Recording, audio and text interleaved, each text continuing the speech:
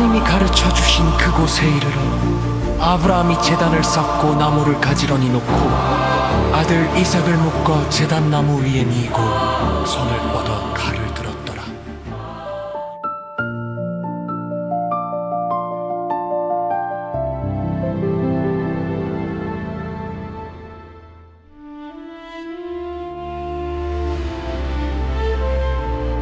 이 일들 후에 하나님이 아브라함을 시험하시려 그의 이름을 부르셨네. 아브라함이 말하되 주여 제가 여기 있나이다.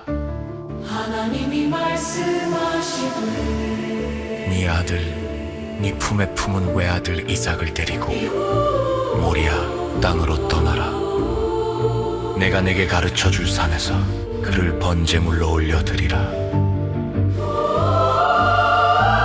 동이 트기 전 아브라함이 일어나 나귀의 짐을 싣고 두 종과 아들 이삭을 이끌고 번제에 쓸 나무를 손수 쪼개어 하나님이 가리키신 곳을 향해 길을 떠났더라.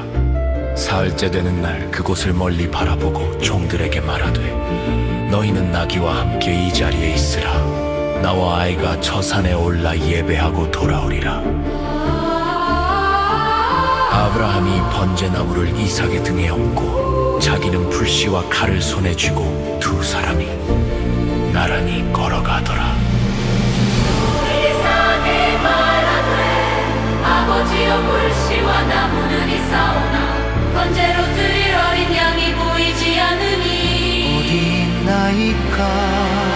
아브라함이 말하되 내 아들아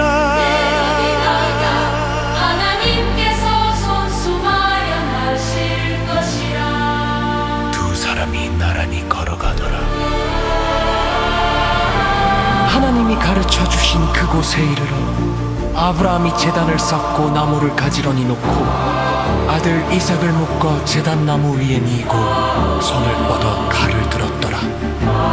여호와의 사자가 하늘에서 불러 말씀하시되 아브라함아 아브라함아. 아브라함이 대답하되 내가 여기 있나이다.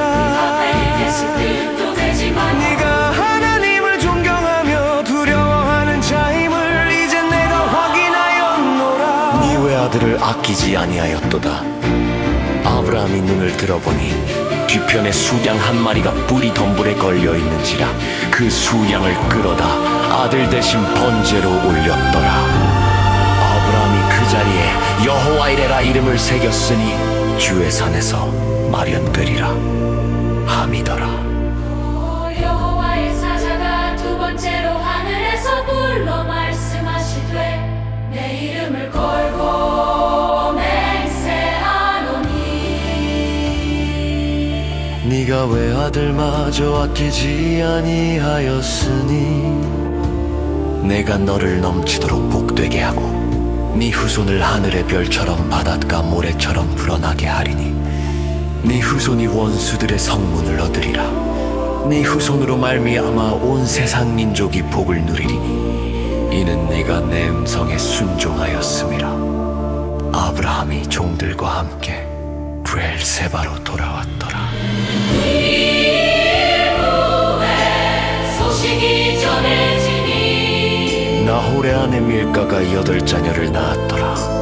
우스와 부스와 그무엘과 게셋과 하소와 빌다스와 이들랍과 부두엘이라. 밀가가 나홀에게 낳은 자 중 부두엘에게서 리브가가 태어났더라. 사킬루우마도 데바와 가함과 다스와 마아가를 낳았더라.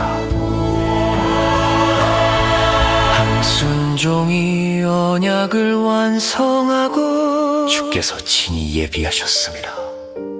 여호와 이레 오늘도 주는 준비하시네.